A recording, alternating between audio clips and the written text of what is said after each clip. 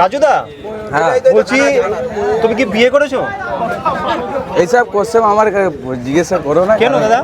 আমি বিয়ে থাকা এখন জিনিস বুঝি না। বিয়ে জীবনে করোনি? বিয়ে জীবনে আমি বুঝি না কি জিনিস। বিয়ে বোঝো না? না। কেন? কারণ আমি কোনো সময় আজ পর্যন্ত কারোর সাথে ওরকম উদ্দাস। তোমার গার্লফ্রেন্ড নেই?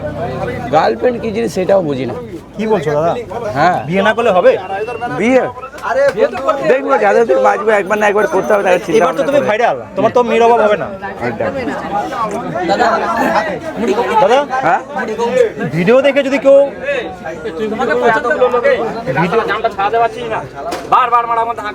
এই তোমরা সব কি করছো? চলো লাভো, সব রাস্তা ক্লিয়ার করো। সব এদিকে চেপে আসো, এদিকে চেপে আসো।